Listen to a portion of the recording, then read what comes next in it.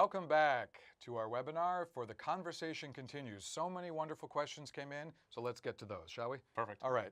Natalie asks, do you believe organizations should incorporate digital transformations into their internal structures, such as AI analytics, to complement digital health tools they utilize in their operations, such as research? Great question, Natalie. And I think that it is an absolute yes, but it also is a don't go all in too quickly.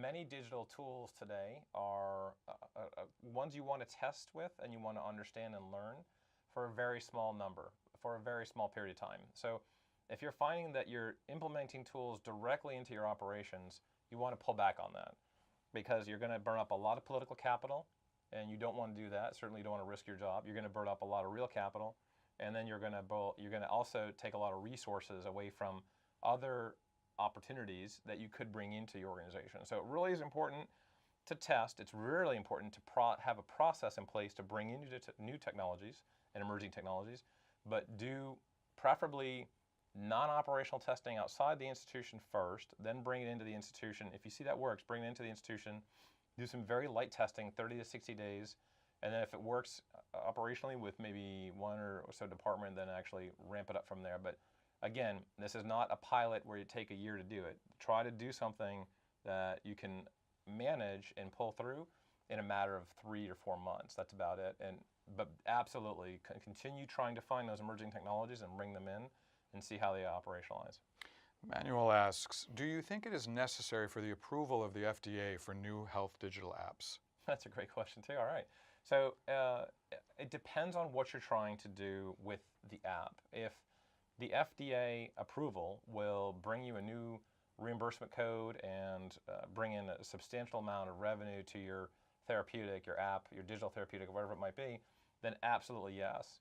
But if it's something that's supplementing a large category and you're able to conduct peer-reviewed, IRB-approved research that's ethically conducted with subjects outside of an FDA process, but still shows significant results in either reducing hospitalizations or improving access or reducing overall costs and improving outcomes, you're going to be fine with doing a third-party validated study. That's fine. But again, it really is situational and highly depends upon what kind of app you're writing and what patient population that app is actually going to be applied to. So this came in, how can consumer electronic companies like Apple and Samsung bring down the barriers to make chronic disease management and wellness use cases more accessible to mass market? Yeah, that's a conundrum that has no easy answer. If you look at the history of digital health over the last 15 years, even though the term was coined in 2012 with Professor Topol's book, The Creative Destruction of Medicine, the actual use of digital tools, obviously, in healthcare have gone back to the 1950s. If you read George Lundberg's book, Severed Trust, he talks about going to EHR training camp at IBM's headquarters in Armonk, and obviously that was a part of digital health in 1956. So the idea that we're looking at consumer groups getting into healthcare and trying to change healthcare is a good thing. If you look at Google Voice, if you look at or Google Home, and if you look at Alexa, and if you look at Siri, or even the Apple Watch, you'll see a number of these institutions are making strides toward bringing some sort of digital health to their consumer programs. The problem has been, historically, over the last 15 years, that they've not had a resounding success. So if you look at things like Google Health that came out about 10 years ago after 3 years of development and hundreds of millions of dollars of investment, it was supposed to bring a personal health record that patients would control directly to the consumer by pulling on their pharmacy records, pulling on their medical records from their hospitals and clinics, and then also radiology and lab, et cetera. And that didn't work out so well for Google, and they ended up shutting it down and moving it over to Microsoft Health Vault. So these consumer forays that large companies have gone into in healthcare in the past have not done real well. And so I would hope that they would go into it, but just be cognizant of the fact that they've tried to do this in the past with a lot of investment and not a lot of success. All right, something that I think is on a lot of our minds from Madhu. Thanks for the interesting insights, but can you talk about the digital health could be more deployed for elder care? Yeah, and people are trying to do that, Matthew. Absolutely. It's something that we know that people don't want to move into nursing homes. We know that people want to live independently in their own homes for as long as humanly possible. And there are numerous startups, large institutional, entrepreneurial efforts right now being done by massive brands that you would know that are trying to introduce these sorts of technologies in homes for people over the ages of 70, 75, 80 years old, so they can stay living independently at home for as long as humanly possible. And I think if you go onto Google and look at the organizations that are doing that, and you look at the solutions that are available, even today, there are more than have ever been available before.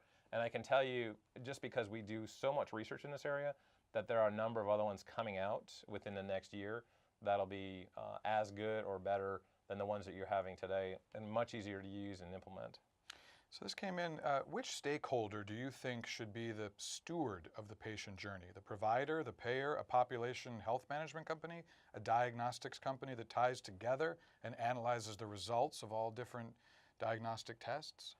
It really is all of the above. I think really the physician should be the one driving the equation and driving the conversation, but it's in today's reimbursement framework, it's very difficult for physicians to take the needed time to sit down and really examine, interrogate a patient medical record to understand the holistic view of what's happening to that patient. So given our current reimbursement structure, given our current healthcare system in the United States, and really I think an understanding the power of a lot of these other adjacent players and what they can bring to the table, I think it'll end up becoming a community effort that'll end up having significant contributions from patients and caregivers, but it'll be driven by the physician. Maritha asks, as technology increasingly penetrates healthcare services, be it through AI or automation, what areas will human intellect be needed to continue to advance the integration of digital health and add value without driving up costs?